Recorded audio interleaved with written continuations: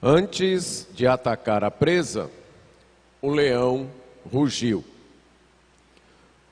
Podemos usar esta frase para ilustrar a mensagem trazida no livro que tem por escrito as profecias do profeta Amós.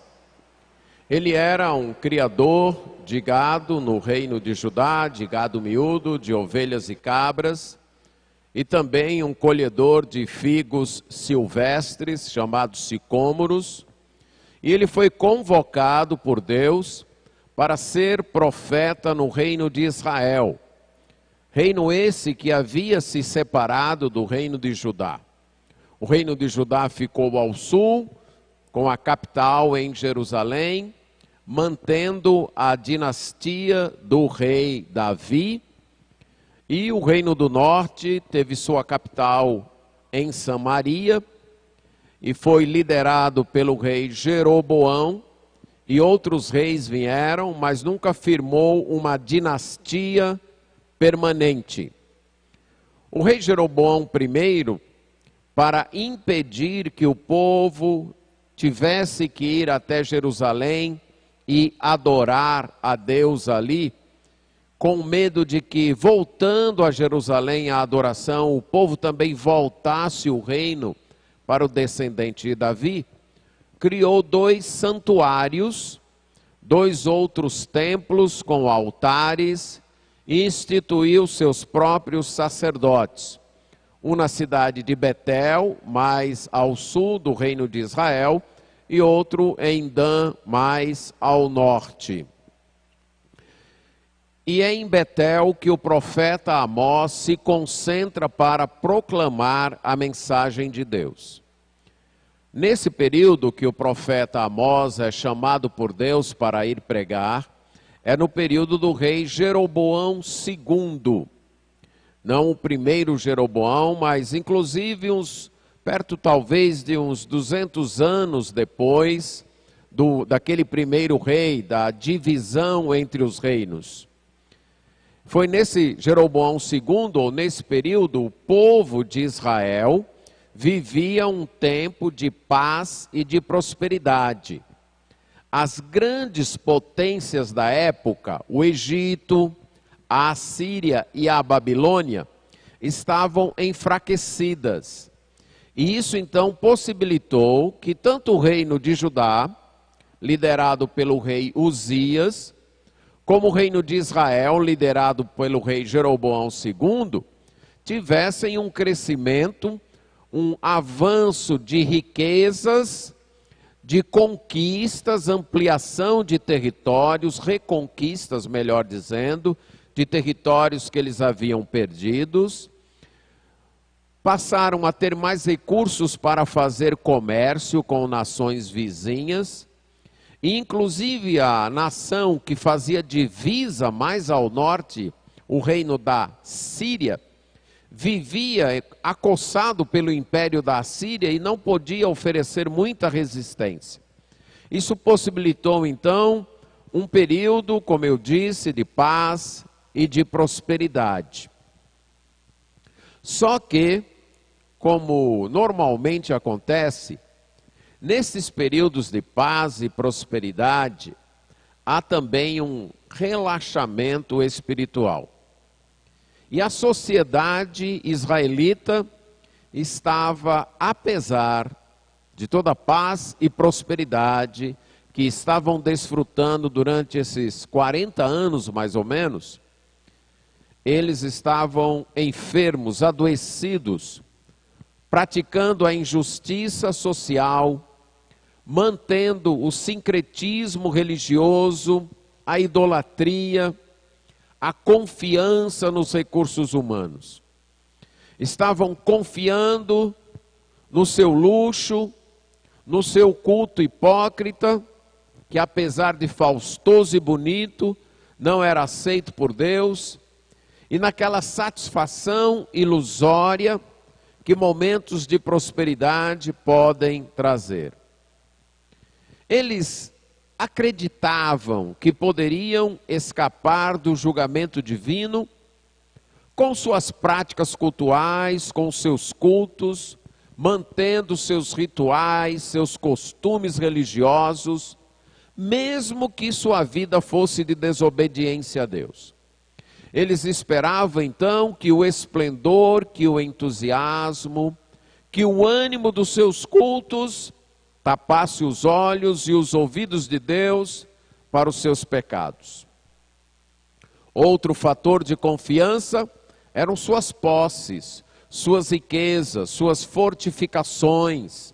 Capítulo 6, verso 1 a 8, Amós fala sobre isso. Então, já que eles tinham recursos, eles se sentiam seguros e achavam então que esses recursos poderia livrá-los do juízo de Deus.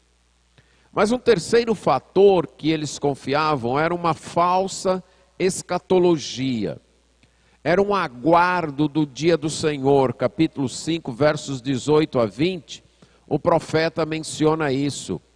Eles esperavam a vinda do dia do Senhor e até cantavam ou falavam anelando esse dia do Senhor. E o profeta então diz, o dia do Senhor vai chegar, mas para vocês não será dia de salvação não, será um dia funesto, será um dia que vai trazer juízo, vai trazer castigo. Está certo que vocês foram escolhidos para ser o povo do Senhor, mas a escolha, que é um privilégio, acarreta uma responsabilidade que, se não cumprida, trará um juízo ainda maior. No capítulo 3, verso 2, é isso que o profeta diz, retratando as palavras do Senhor. De todas as famílias da terra, eu escolhi vocês. Portanto, eu vou punir vocês por todos os vossos pecados. Como se Deus dissesse, entre tantos os povos, eu só escolhi vocês. E é exatamente por causa disso que eu vou punir vocês. Por causa do pecado de vocês. E é por isso então que o encontro com Deus seria terrível, como nós vimos na última pregação. Então foi contra essa nação próspera, um período de prosperidade, de paz, religiosa, desfrutando uma falsa segurança na escolha divina, que Deus rugiu como leão, como Amós diz no capítulo 1, verso 2.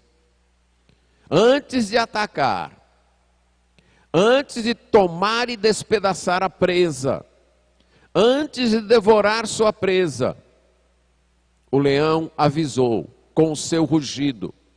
E o profeta foi o veículo desse rugido, como diz o capítulo 3, versos 4 e 8.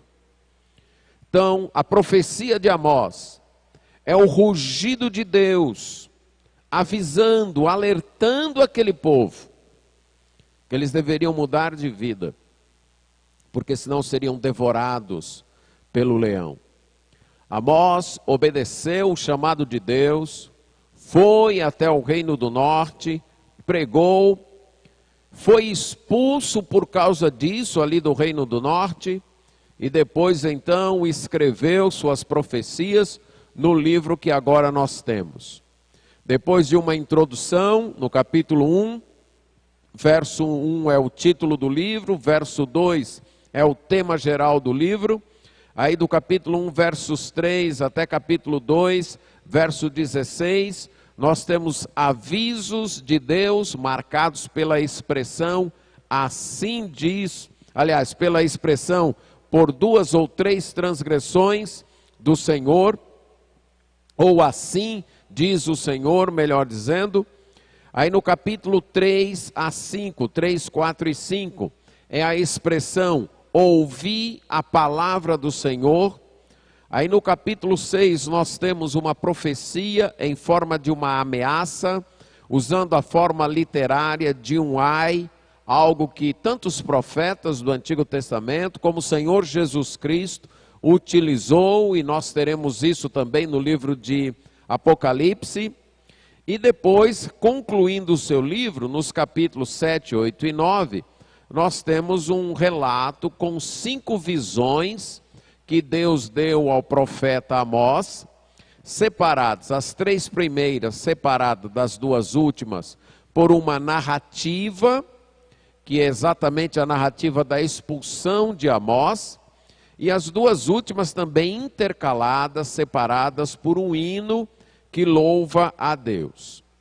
Continuando o nosso estudo sobre por que Deus envia pestes e pragas ao mundo, nós vamos nos concentrar no capítulo 7, versículos 1 a 9, que são as 3 primeiras visões dessa parte, então, das 5 visões.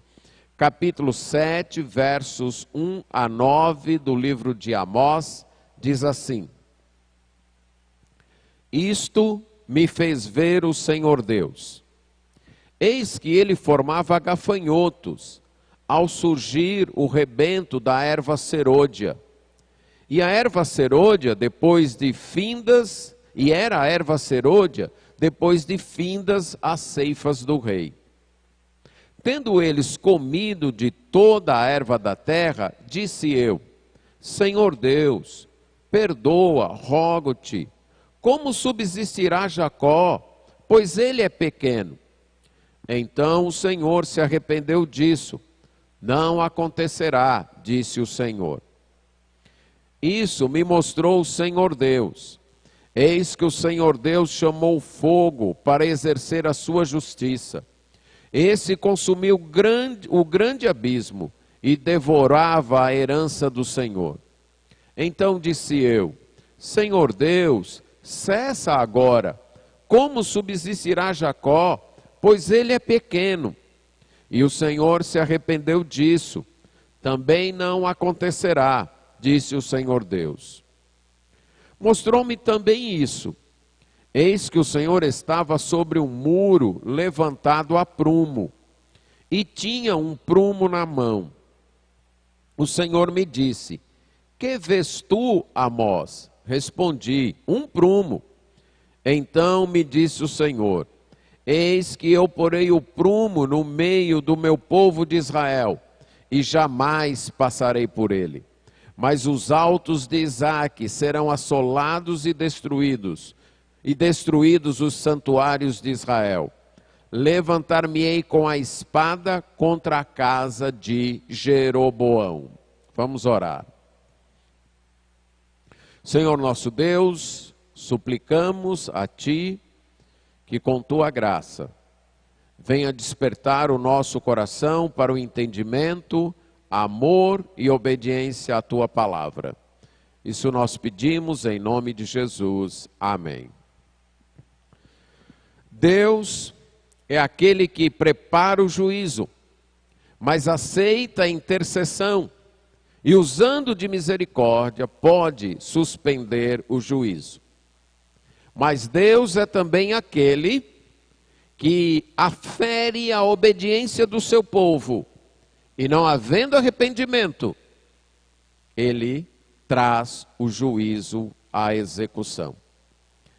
As primeiras 2 visões comprovam a primeira afirmação, de que Deus prepara o juízo, mas aceita a intercessão e, por misericórdia, suspende o castigo. E a última visão dessas 3 mostra que Deus afere a obediência do seu povo. E se não houver arrependimento, Ele executa o seu juízo. As visões manifestam aqui o terror, a amplitude, a certeza e a inevitabilidade do juízo de Deus, mostrando que o juízo de Deus aterroriza, que o juízo de Deus é amplo, é certo e também é inevitável. Estas visões que Amós teve foram de iniciativa divina, não foram buscadas por Amós. Amós não foi atrás de ter visões. Ele não correu atrás pedindo ou buscando visões. Foi o Senhor que trouxe as visões para ele. Isso me fez ver o Senhor. Verso 1. Isso me mostrou o Senhor Deus. Verso 4.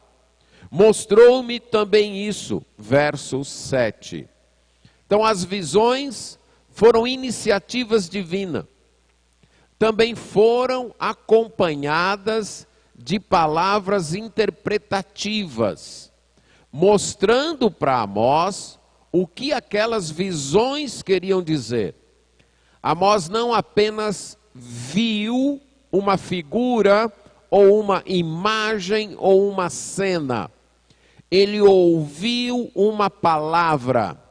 Ele chegou a dialogar, a conversar com Deus. Estas visões também foram revelatórias, isto é, elas mostravam o plano de Deus para Israel. Elas apresentavam qual era o projeto de Deus para Israel. A primeira visão é de uma praga de gafanhotos. Deus revela para Amós que ele está formando uma praga de gafanhotos. Está formando gafanhotos.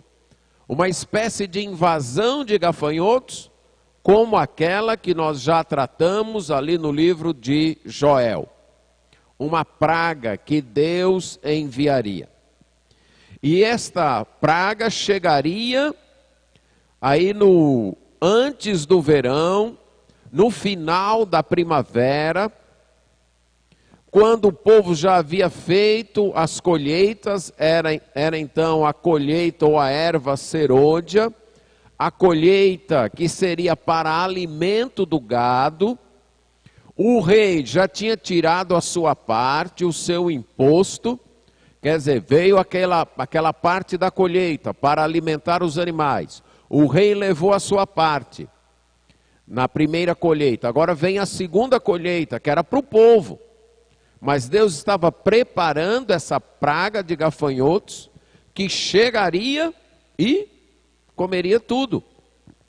E aí seriam 6 meses de verão depois disso. 6 meses sem chuvas, onde seria impossível plantar qualquer coisa de modo que tivesse uma colheita. A fome devoraria o povo. A revelação, então, essa visão, apresenta o juízo de Deus. Deus formando o meio de trazer juízo contra o povo através de uma praga de gafanhoto. Deus é soberano, é Senhor, para usar meios naturais, formar estes meios naturais como punição para a desobediência de uma nação, de um povo e do seu próprio povo. O que ele revela para Amós é isso.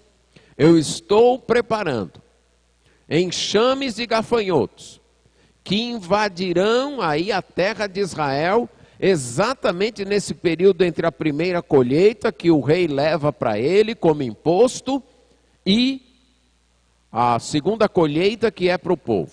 E eles vão devorar tudo. Diante desta visão, Amós, sendo também um agricultor, vivendo da criação dos seus animais, que sabia que esses animais dependiam dessa safra, ele, apesar de que o castigo não era para a terra dele, era para o reino do norte, mas ele clama a Deus. Diz que os gafanhotos chegariam e comeriam tudo. Então, quando Amós vê esse plano de Deus, quando ele escuta sobre esse plano de Deus, ele faz uma oração, ele faz uma intercessão. Ele então pede que Deus tenha misericórdia. Ele diz: eu te rogo, Senhor, por favor. Como é que Jacó, e o nome Jacó é utilizado para falar de todo o povo de Israel, como é que Jacó vai poder sobreviver diante disso?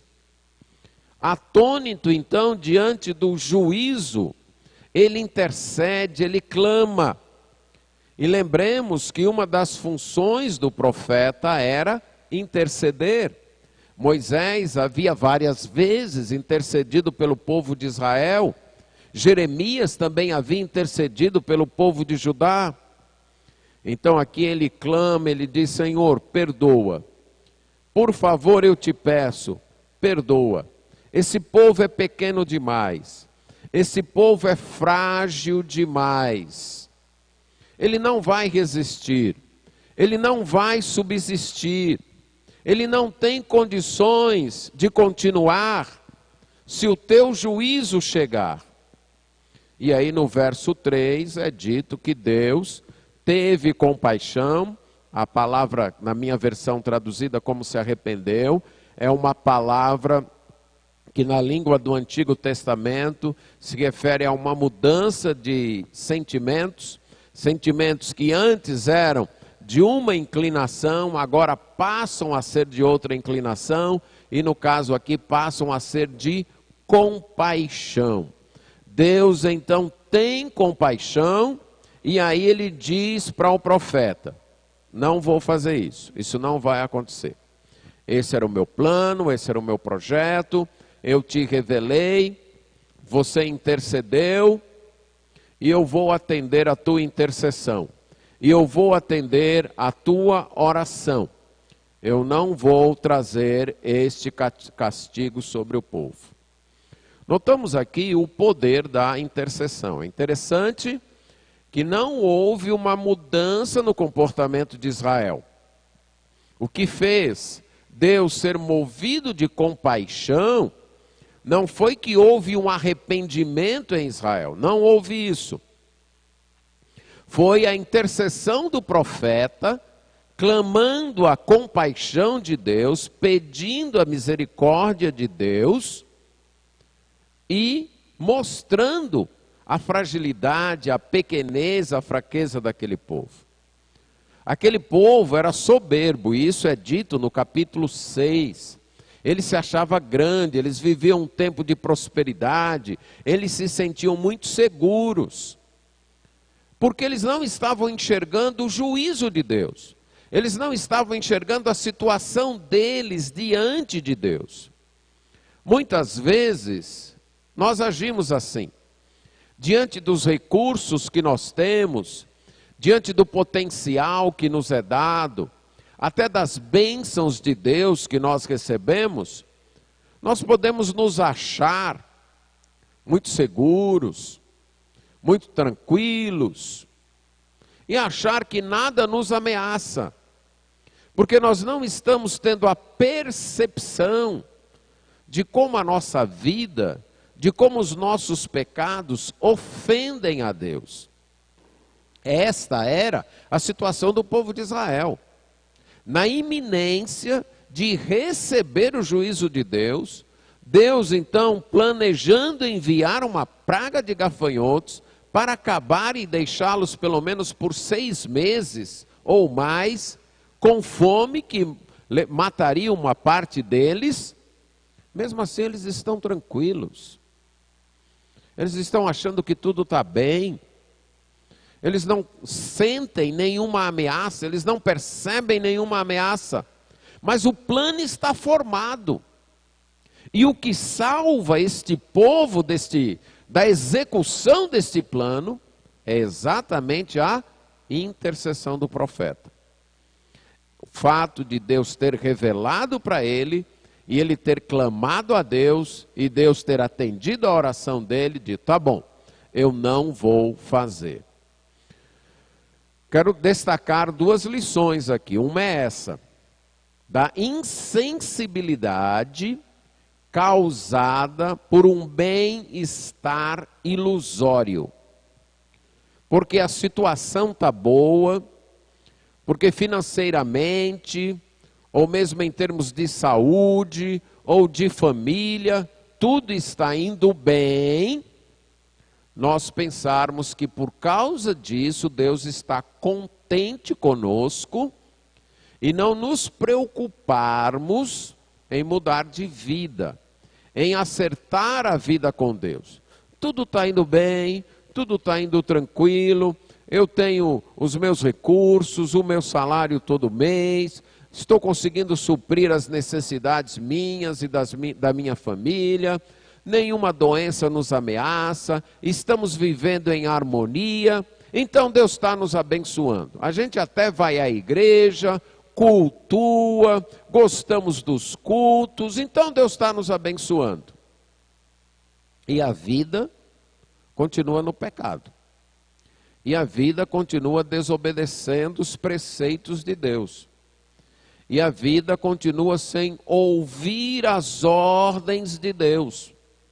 E a gente continua caminhando seguros, se sentindo seguros, enquanto Deus está planejando seu juízo.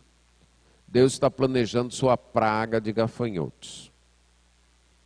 Vamos acordar a nossa sensibilidade, despertar a nossa sensibilidade para isso. Que o fato de tudo estar indo bem, financeiramente, em termos de saúde, em termos de harmonia, não necessariamente quer dizer que Deus está se agradando de nós. O critério é a obediência a Deus. O critério é se estamos obedecendo a Deus. Segundo destaque aqui é o poder da intercessão. É o poder da oração. Amós intercede de forma simples. Não é uma oração elaborada, bonita. É uma oração até pequena. Senhor, eu te peço, perdoa. Como é que eles vão subsistir? Eles são pequenos, eles são frágeis. Não vamos negligenciar o poder da oração. Amós sabia que aquele povo era pecador, tanto é que o pedido dele é, perdoa. O Senhor tem razão em formar esse plano, em criar esses gafanhotos e mandá-los. O Senhor tem toda a razão. Esse povo merece isso, mas perdoa. E aqui é o papel profético da intercessão, que é preciso aprender a desempenhar. Por mais consciência que Amós tivesse do pecado daquele povo, ele ainda apela à misericórdia de Deus. Ele não reage, Deus, faz isso mesmo, é bem feito para eles. Eles estão te desobedecendo, eles não são fiéis a ti. Eles não querem nem ouvir as pregações que eu tenho feito, as tuas profecias que eu estou trazendo, eles não estão nem aí para isso. É bem feito que o Senhor traga, manda mesmo essa praga de gafanhotos. Não é essa a reação de Amós. É uma reação que suplica o perdão de Deus para aquele povo. E Deus atende. Não negligenciemos o poder de uma intercessão, de clamar a Deus. Aí Deus mostra uma segunda visão. Deus então mostra para Amós, verso 4 até 6, uma segunda visão, que é de um fogo. E é Deus quem chama este fogo. E chama este fogo para exercer justiça, para julgar. E este povo consome grande parte do abismo e devora a herança do Senhor e destrói o povo. Poderia ser um fogo mesmo, literalmente falando, que viria.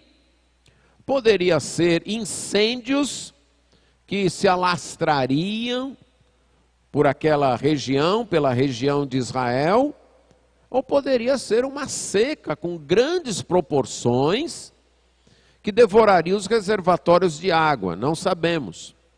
Mas o fato é que é um julgamento, é um juízo de Deus.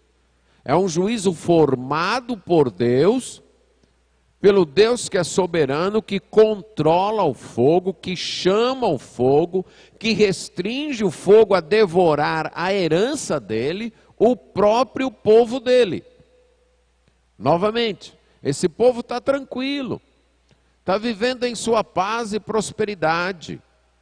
Como diz Amós nos capítulos anteriores, está dormindo em suas camas de marfins, fazendo suas festas, compondo suas músicas, construindo seus instrumentos, se regalando, capítulo 6, verso 6, se regalando com seus vinhos, com seus azeites. Estavam aí comendo cordeiros do rebanho, bezerros, capítulo 6, verso 4, dormindo em camas de marfim. Estavam cantando à toa, achando que tudo estava bem. E enquanto isso, Deus formava o seu juízo. Deus chamava o fogo para vir e consumir todos eles. Vamos tomar cuidado com essa sensação ilusória de segurança, de paz, porque estamos tendo alimento, estamos tendo a casa, estamos tendo emprego, estamos tendo saúde. Então tudo está bem entre nós e Deus. Vamos tomar cuidado com isso. O critério, novamente, é o nosso atender à palavra, é o inclinar-se em obediência à palavra de Deus. Este é o critério.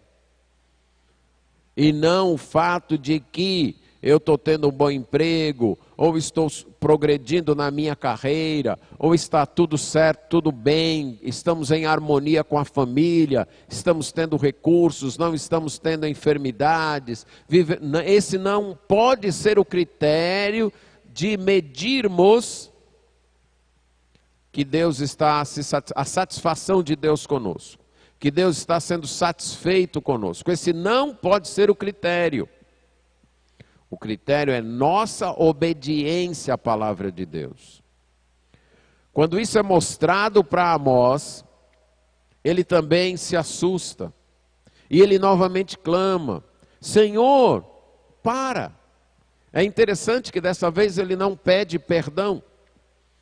Porque se no primeiro ele pediu perdão, Deus suspendeu, e novamente Deus vem com um plano de juízo, significa uma coisa: não tinha acontecido o arrependimento do povo, então o perdão não tinha vindo. Deus apenas tinha suspendido o julgamento, suspendido o juízo, ou até adiado o juízo. Então Amós agora, ele nem pede perdão, ele apenas pede: Deus, para com isso. O teu povo é pequeno, como ele vai subsistir? Como ele vai poder continuar? E novamente Deus renova sua compaixão e diz que Deus se arrependeu, isso é, teve compaixão, e disse: também isso aí eu não vou fazer não. E para.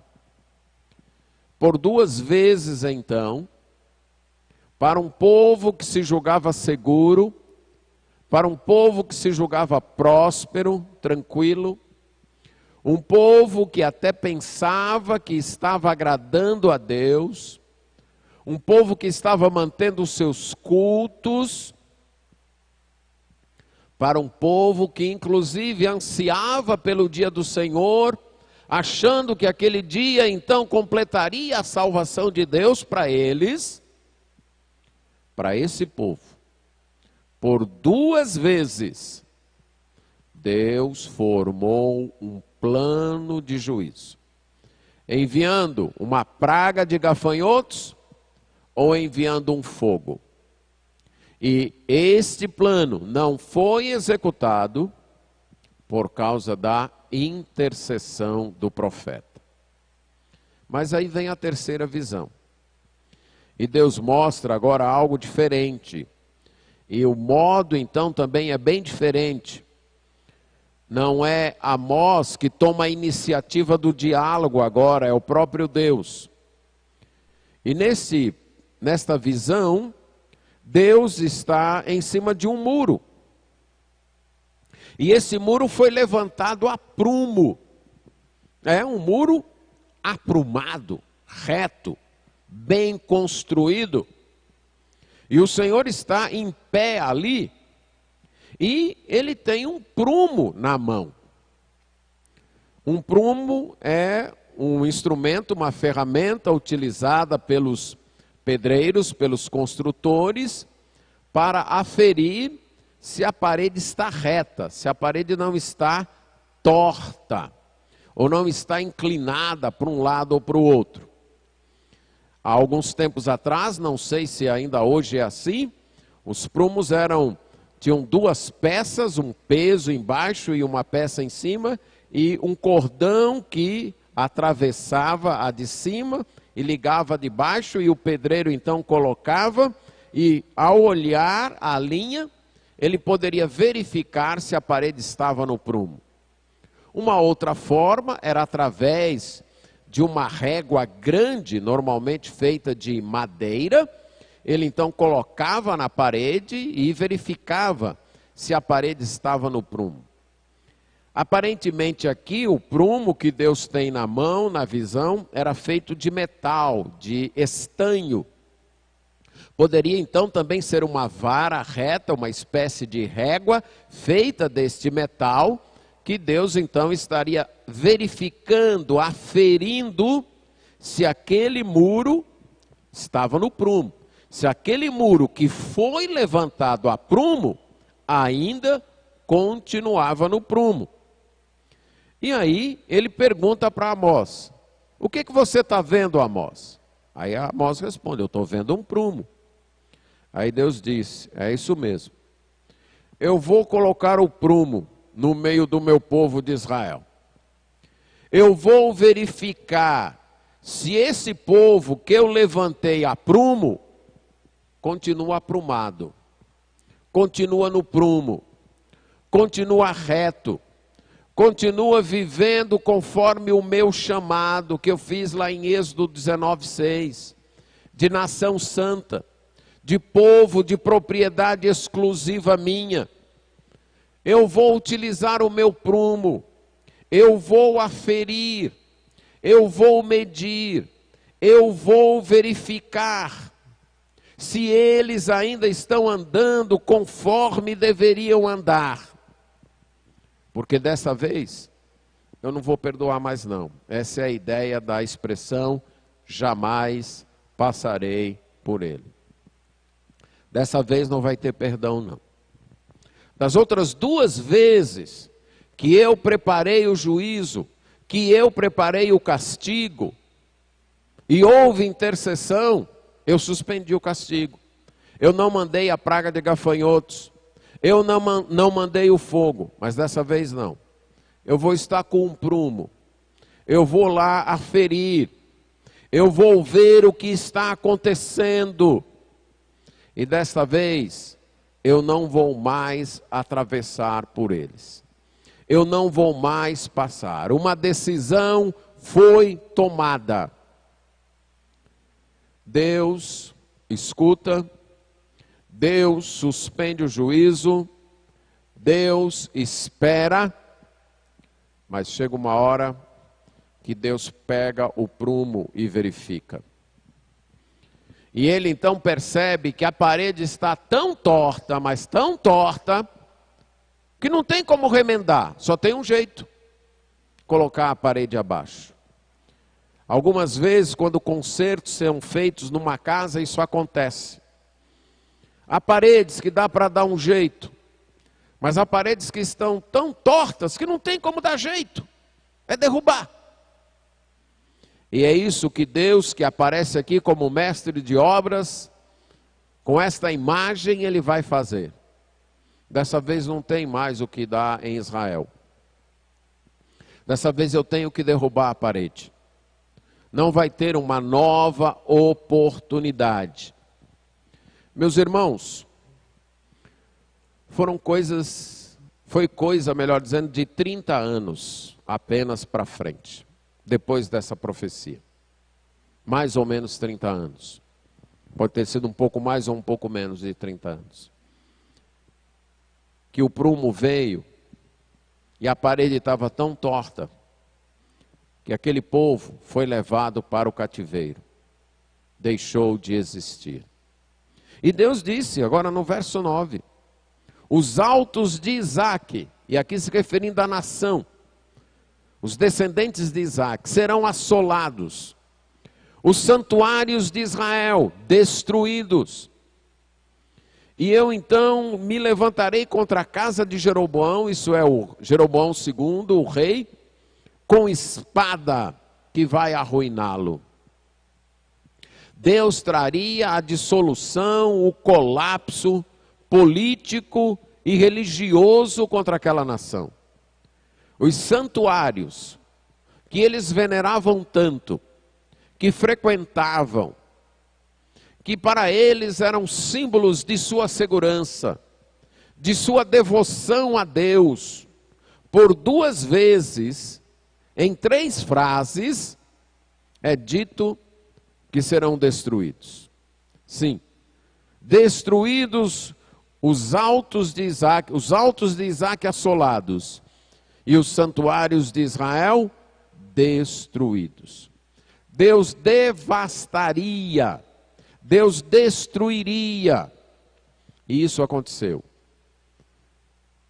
3 décadas mais ou menos depois, o império da Assíria recobra sua força, se levanta e destrói o reino do norte.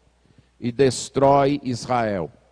Destrói os seus santuários. Leva aquela nação toda como cativa, leva embora. E a dinastia de Jeroboão, toda ela fica arruinada. O castigo veio. Deus usou o seu prumo e viu que o povo não passava nesse prumo. Não estava então ajustado a esse prumo. E Deus disse, agora o castigo vem. Tanto a religião como o governo político seriam destruídos. As 2 maiores influências, talvez os 2 maiores valores daquele povo, seriam destruídos. O povo não estava vivendo de acordo com as ordens de Deus. Isso foi dito e foi feito ao povo de Israel. Está registrado, inclusive, o cumprimento desta profecia nas Escrituras. Mas está escrito aqui, como diz a palavra de Deus, para nosso ensino. Para o nosso ensino.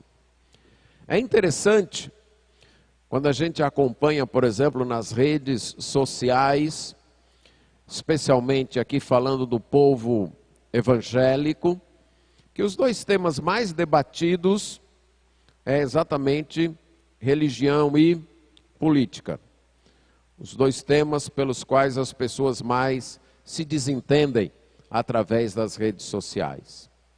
Parecem ser os maiores valores, né?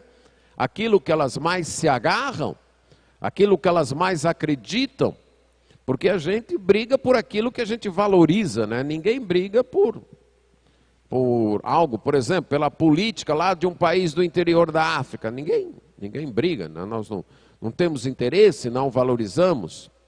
Mas aquilo que nós acreditamos religiosamente e politicamente, demonstram então os nossos valores, porque nós brigamos por isso. Mas não tentamos ver o que Deus pretende com isso. Não estamos medindo nossa própria vida pelo prumo de Deus, pela palavra de Deus, pela revelação de Deus. Não estamos colocando nossa vida diante desse prumo. A palavra de Deus, suas ordens, a sua redenção que Ele nos trouxe através de Jesus Cristo.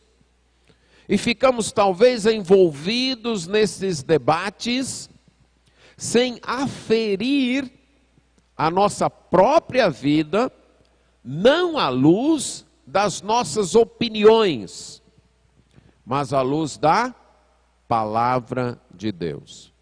Se de fato estamos sendo obedientes, submissos a esta palavra, se de fato estamos crendo e seguindo o nosso Redentor, o Senhor Jesus Cristo. Estas 3 visões mostram que Deus não está alheio, nem indiferente ao que acontece na terra, especialmente ao que acontece no meio do seu povo, a maneira como o seu povo vive. Essas 3 visões nos mostram que a vida não é medida apenas horizontalmente, mas ela é medida supremamente no nosso relacionamento com Deus, verticalmente, em como estamos sendo obedientes a Deus. Vamos lembrar disso. Deus não está surdo, nem cego ao que está acontecendo no mundo, nem tampouco indiferente ou apático a isso. Esse planeta foi criado por Ele, pertence a Ele, é dele. Ele tem planos de renovação e de restauração. E Ele está conduzindo estes planos a uma concretização. Quando entrarmos nesse estudo no Novo Testamento, nós vamos ver que períodos assim são antecipações do juízo de Deus, como nós já vimos no profeta Joel.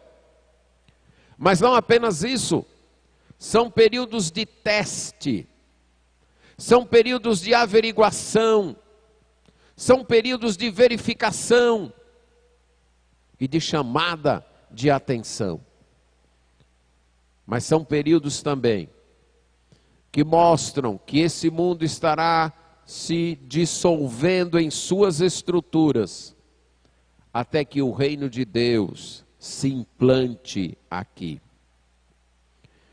Mas essas 3 visões também nos mostram, à luz do contexto de Amós, que não podemos esperar livramentos por causa apenas de nossas práticas religiosas, de nossos rituais, de nossas frequências ao culto ou à igreja, se isso não for acompanhado de uma vida de obediência, se isso não for acompanhado de uma vida de temor a Deus, que não basta um serviço eclesiástico, um serviço religioso, sem uma vida que se curva e obedece às ordens de Deus.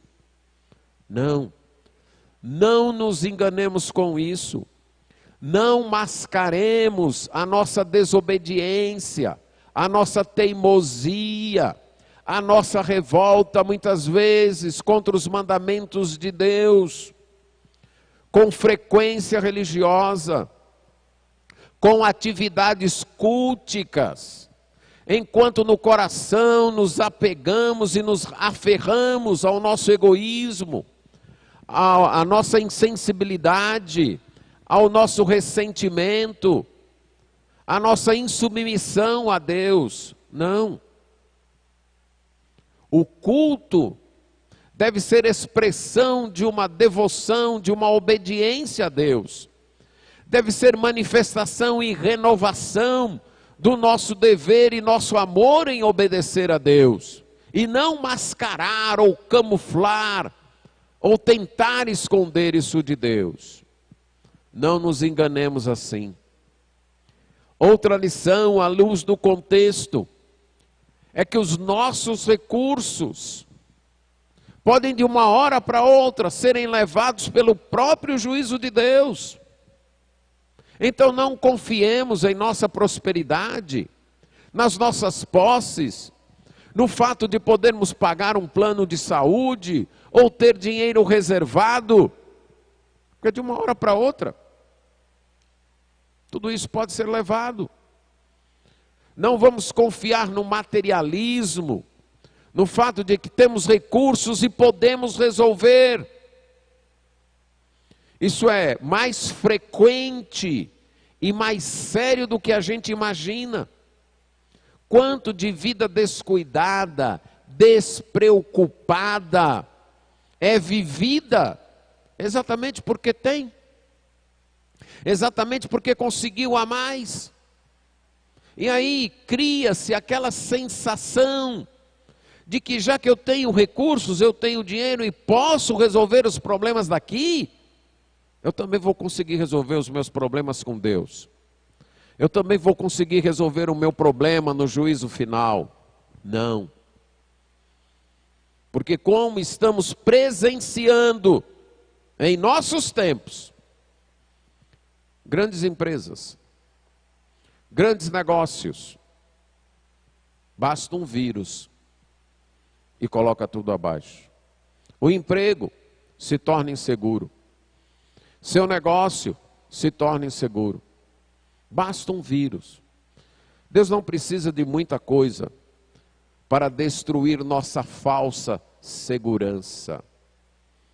Mas também, à luz do contexto, não vamos confiar numa escatologia ilusória, enganadora.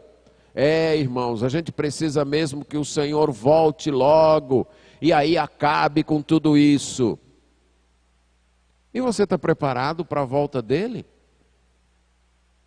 Esse seu anseio, esse seu desejo de querer a volta do Senhor se manifesta em vida. Porque João disse, na sua primeira carta, que a esperança da volta de Deus santifica a vida, purifica a vida. Que o real desejo de Cristo voltar logo, ou de partirmos ao encontro dele, não cria uma atitude descuidada, relaxada e desobediente a Deus. Pelo contrário, esta esperança purifica, essa esperança transforma.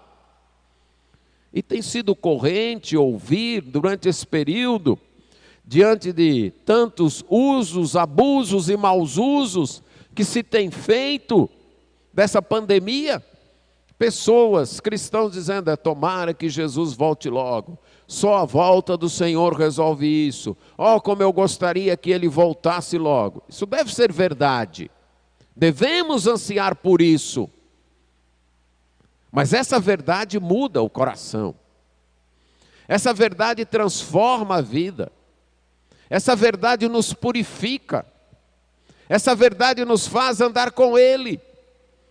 Então não vamos usar a expectativa, a esperança da volta de Cristo como um escudo para os nossos desatinos, para os nossos pecados, para a nossa desobediência.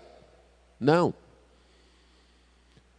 Vamos confiar, desejar e almejar a volta de Cristo e usar isso para o nosso aperfeiçoamento, para o andar mais perto de Cristo.